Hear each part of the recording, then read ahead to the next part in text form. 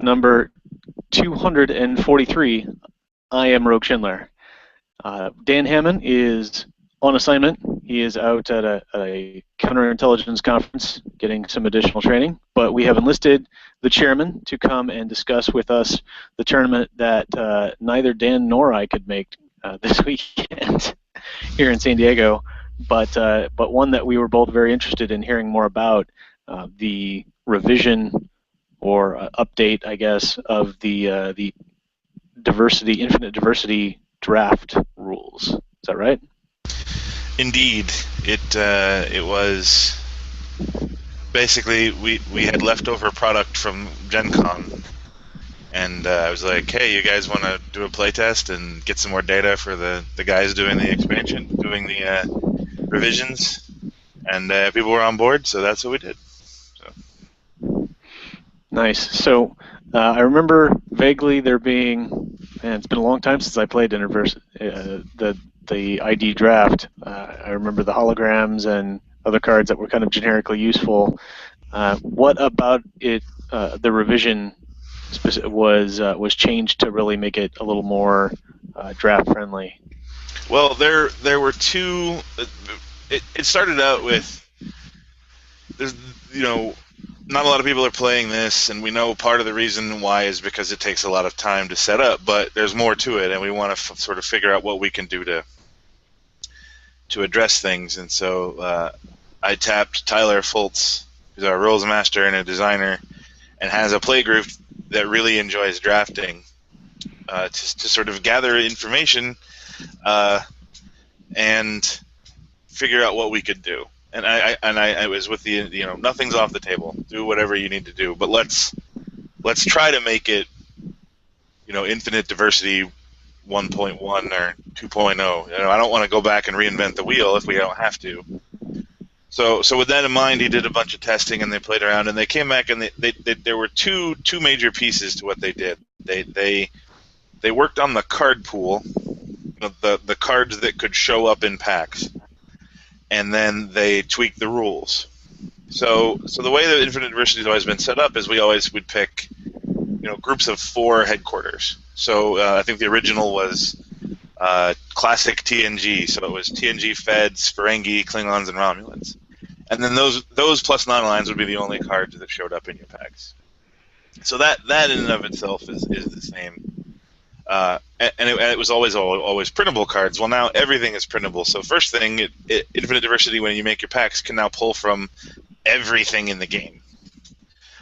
So what they did is one of the common complaints about Infinite Diversity was there was a lot of extremely worthless cards and a lot of extremely complicated cards. And Infinite Diversity is potentially an entry point for new players, so you want to try to minimize that. So basically, they went through every card in the game and decided,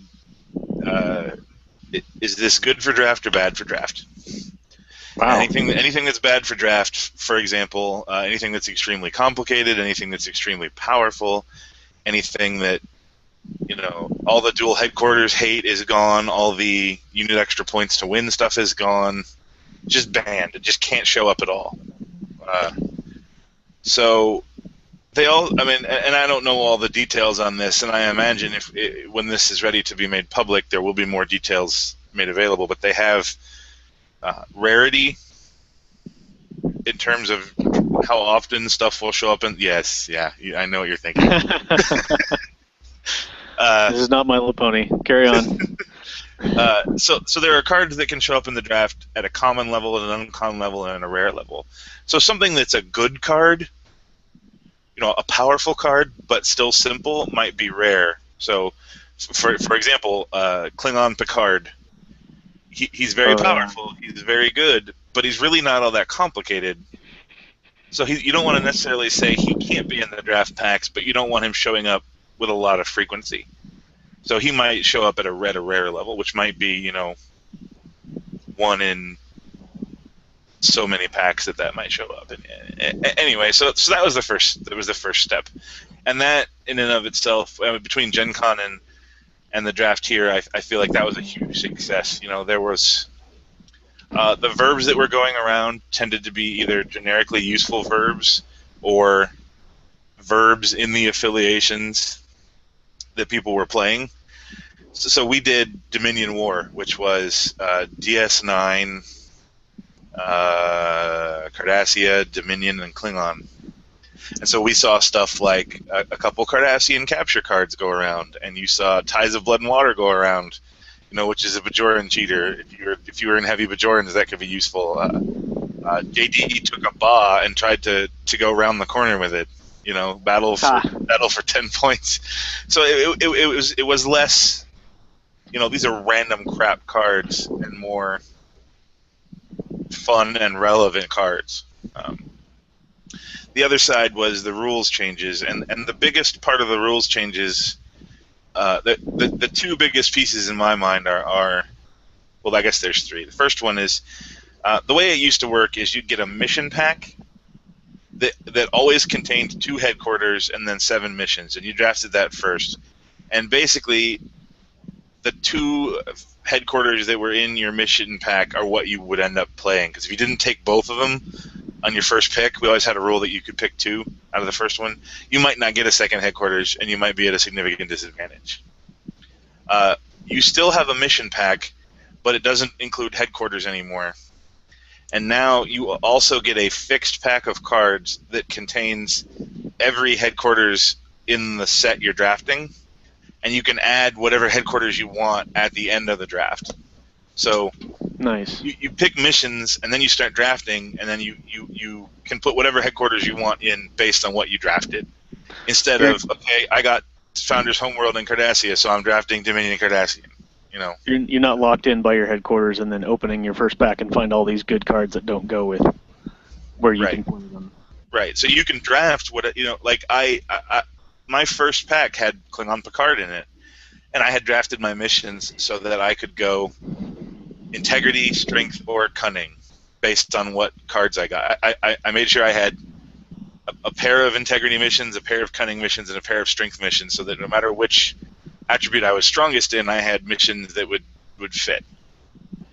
So I opened my pack, and there's Klingon Picard. I'm like, okay, not only is he really good being able to push people through random selections, he's 8/6/6, so he's strong. So I'm like, all right, I'll take him, and I'll play Klingons. Turns out the 2 people sitting next to me were also drafting Klingons, and I didn't hardly see any Klingon cards the whole time. So I'm like, all right. About the time we get around the table and I've got 2 Klingon cards, I'm like, all right, I should probably switch strategies, which is nice, because if I'd gotten Kronos and something else in my opening packs, I would have been forced to take these scrubby Klingon cards that were coming up. So that was a nice change. The second big rules change related to is that my fan that's doing the wind thing? I hear a lot of wind. I do not hear that, so it must be it's probably on your end. All right. All missions are in all quadrants. So the quadrant rules are suspended for infinite diversity, which is really interesting because you always would run into problems where it's like, well, I have all these Gamma and Delta missions, and they're pretty much impossible to use because that extra 2 range is murder. Well, all the missions are in all quadrants makes it so that those are interesting mission choices now. I personally think that's the best thing they did. Hang on, I'm going to turn my fan off. I'm going to keep talking while I do it, but I'm going to turn my fan off.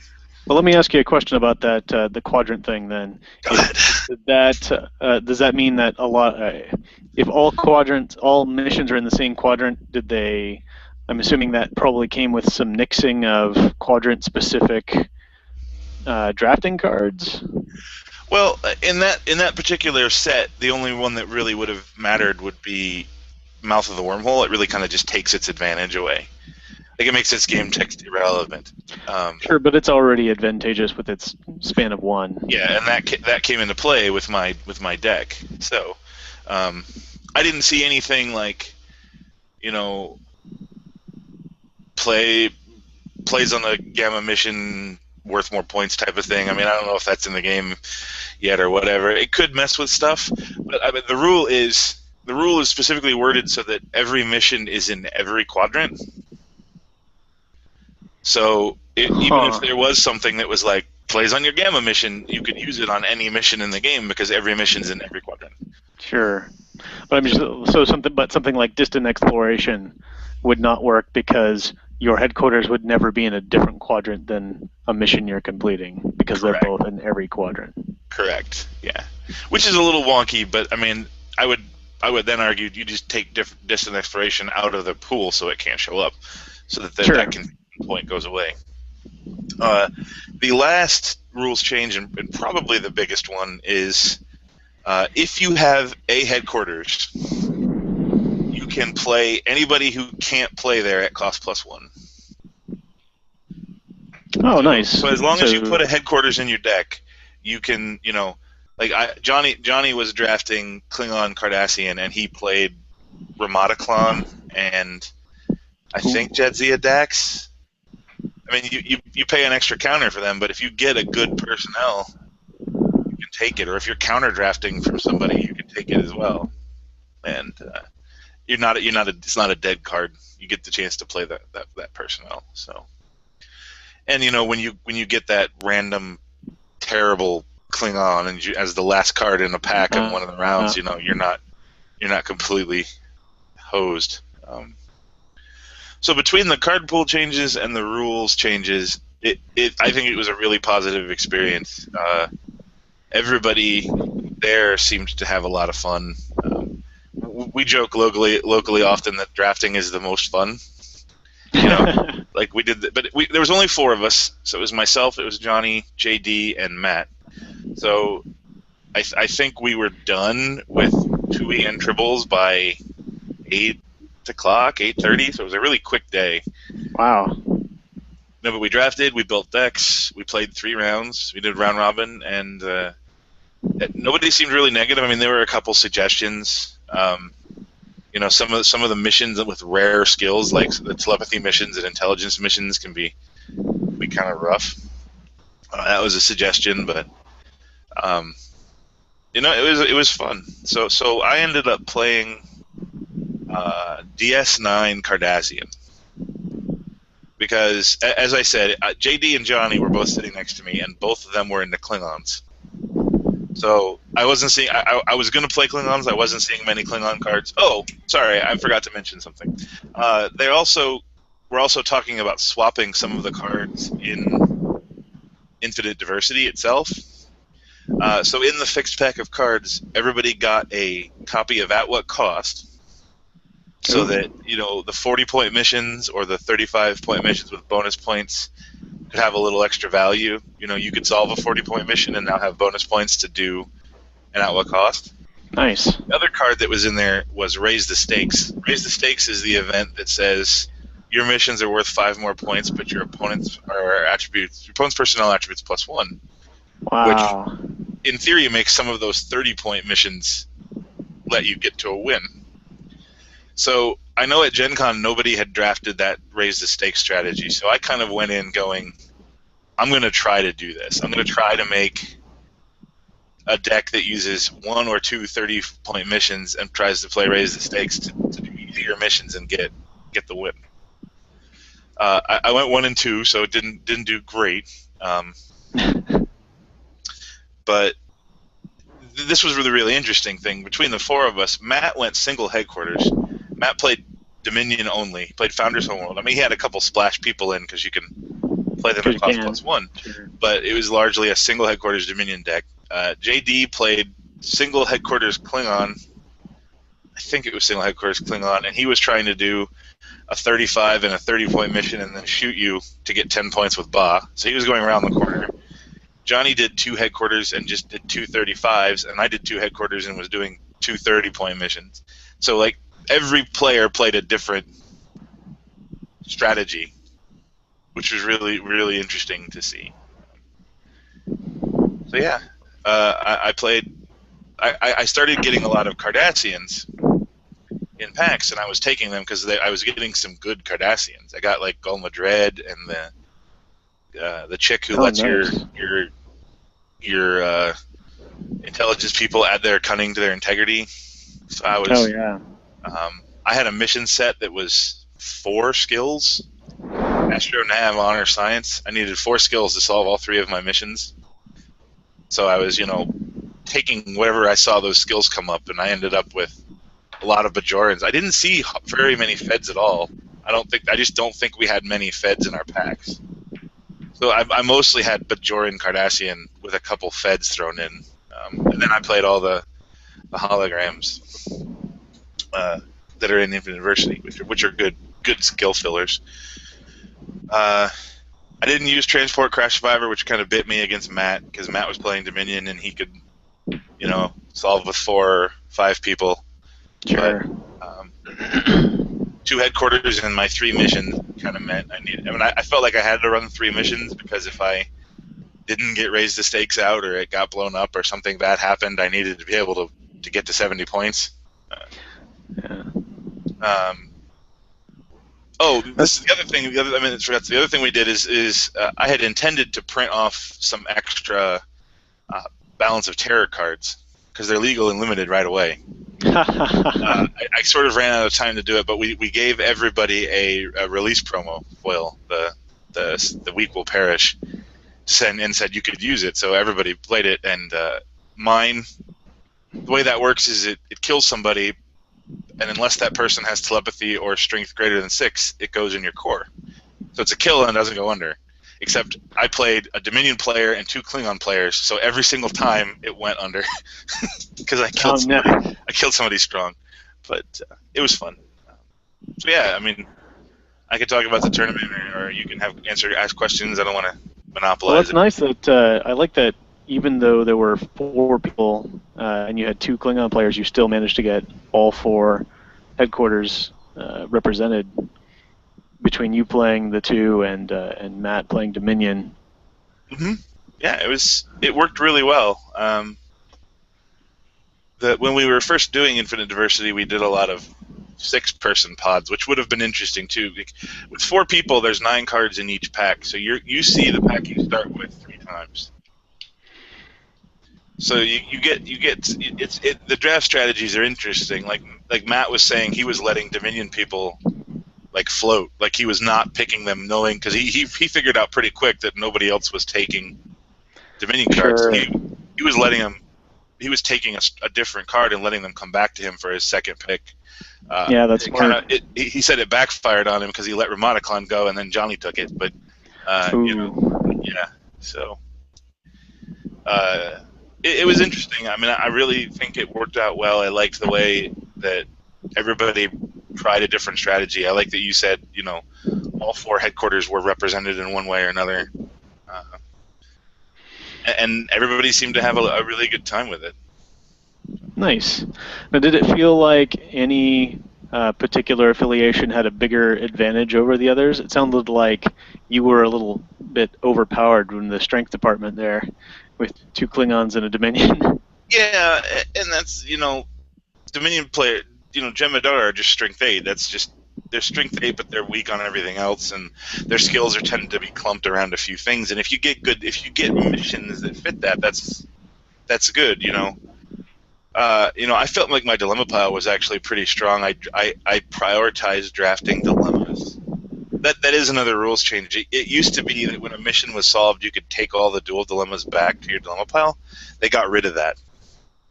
So dilemma drafting becomes more important. It becomes less, pulling back your in development over and over again to stop people, and more making strategic dilemma choices. And I feel like my dilemma pile was actually doing me a favor. Start pulling those persistent dilemmas. Yeah, I ended up going cunning missions because I was like, the mission skills were just so good. I really only had to pay attention to 5 skills when I was drafting to cover my mission skills. But I never really got any superstar cunning people. I think I only had 2 people with cunning 7, and that when everybody else is taking strength missions and drafting Klingons and Jem'Hadar that are in 6, 7, 8 territory and all their people, it was kind of a rough scenario for me. I don't feel that I was significantly outplayed. Like Matt Matt had the magic touch against me. Like, every time he needed to make a random selection, he did. And every time I needed to make a random selection, he did. I mean, he'll say the same thing too. He beat me 70-0, but it was like he stopped me with a lucky random selection at least 3 mission attempts in a row. And my game was close against Johnny. I feel like another turn I could have won that one. I squeaked out a win against JD at time. So, I mean, all the games were close. I didn't really feel like Matt blew me out, but it was more of a, super duper luck with random selections versus his deck was just better than mine, although it was. So.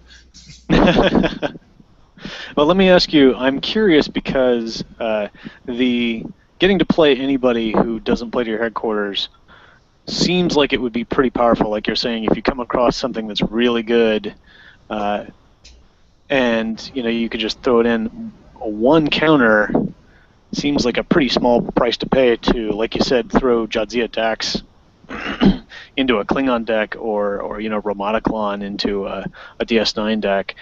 Did you feel like that was not enough? My gut reaction to that is like, wow, that's a pretty cheap price to get somebody cool. Is that did you feel one way or another like that was overcosted or undercosted or right about the where it should be? I feel like it was right about where it should be, because really there's 2 ways to use it. You can use it sort of the Tempra Micro Wormhole variant where I'm just going to pick the best people that I want and play them. If you do it that way, I think it's sort of a losing proposition, because every personnel you pick is going to end up costing you an extra counter, and that adds up real fast, especially if you tend to be grabbing hero people. If you're grabbing 3 and 4 cost personnel, now you're talking about playing 4 and 5 cost personnel, so you're playing one guy a turn. And in a format where you're getting to 70 points, that can kill you real quick. Sure. Grabbing opening a pack and seeing Jadzia, she's awesome. Somebody else is drafting Mouth of the Wormhole. Sure, I think it's a legitimate strategy to take her because she fills skill gaps for you. If I opened a pack and I saw random rare Jem'Hadar, I don't know that I would take him because I wasn't caring about strength missions unless he had the mission skills I needed. But yeah, the 70-point mission, the 70-point game thing is an interesting point that does sort of throw it into balance more, because the counters, I guess your counters aren't going as far, so that 1 point is actually a little bit more expensive because your game is not going to be as long. Yeah, it's it's 2/3 of as long of a game as a normal. The other thing that a lot of people were doing, myself included, is using that rule to play. I was using 2 headquarters. If I only had the range to get back to 1 mission, if I had a really good Cardassian in my hand, but I only had the range to get to Mouth of the Wormhole and back, I could play that Cardassian to Mouth of the Wormhole at that extra. I can pay that extra counter to save myself the range, which I feel like is the better use of that rule. Yeah, absolutely. So when you've got 2 ships out, especially with the 1-span headquarters, I'm not going to waste the counter. I'm going to just fly back and forth between my missions. But early, one of the reasons I did as well as I did is because I used Mouth of the Wormhole on my 8-range ship, so I could go back and forth between my space mission and my headquarters with 1 ship. Matt and JD both drafted 2-span space missions for that same advantage. So I mean, I feel like it's actually a pretty well balanced rule. I remember initially not liking it when Tyler presented it to me, because I felt it was taking something away from what draft is. It becomes less about drafting a particular set of affiliations and more about grabbing the best people. But having played it, it doesn't. It's not. You can't do that. You can't just grab the best people, because you're gonna die. You're gonna lose. Yeah. On turns. So. Cool. Well, that's interesting. I'm glad to hear that it went well. I admit I was a little bummed that it got scheduled for this week, but I couldn't. For those who don't know, Charlie posted a quick email to our group to see what kind of which tournament we would play this weekend, this or something else, and I almost voted for something else so that we wouldn't play this weekend, so I could jump in on it later. But my schedule is so bad that I don't think I would get to play it, in the next several weeks. So I just settled for hearing about it and looking forward to trying it out next time. Well, I do have enough to do it again, so. Excellent. And at some point, I'm pretty confident that at some point we'll do, it'll come out public. We'll do a release for it with updated files and updated rules. So, it was a good. I mean, everybody seemed to have had a really good time. Nobody was frustrated. Nobody felt like. I asked everybody to fill out a little survey. How much fun did you have? And it was all 4s and 5s. There weren't any cards there that were like super crazy, confusing. It was a really positive experience, and we missed you. It would have been nice to have you and Dan there, and Nate Weiner and TK had signed up, but then I guess decided not to come at the last minute. So we only had 4, but it worked really, really well. So. Cool. Well, I will look forward to checking that out the next time around. And seeing. Did you guys get to talk about the next tournament? Are we going to have something coming up in 2 weeks? Yes, we're doing 1E in 2 weeks on the 27th. So there'll be a 1E OTF tournament. Excellent. Then we start will building your deck now. Yeah, start now.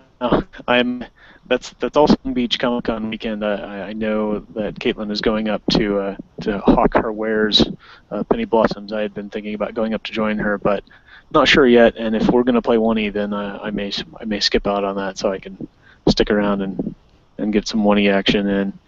Mm-hmm. So. All right, cool. Well, thank you, Charlie, for coming out and or running the tournament and running the playtest, getting all that feedback, and. You said Tyler was running the team that. Yep, I have to playtested and put it there.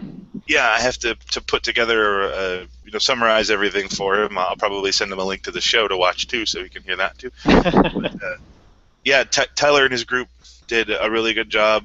They were, he likes draft and his group likes draft, so they were eager to put the time in, and this has been going on for a while, so. I'm sure they'll be very excited to see it come to fruition. So. Excellent. Well, thanks for coming on the show and filling us in on the tournament that we missed and talking about the playtest for this new format. We're looking forward to seeing it and looking forward to some 1E in a few weeks. Thanks for having me. Absolutely. All right, well, that's about the end of the show for this week. I promise at some point, Sir Dan and I will sit down and take a look at the Balanced Terror cards and give our not-so-informed opinions about what we think about everything. It's 2E, so anything could happen when I start looking at cards. But I'm looking forward to checking it out. I heard there's some interesting new Earth-related things. In the meantime, on behalf of Sir Dan, I am Sir Rogue. And I will remind you all to expand your power in the universe.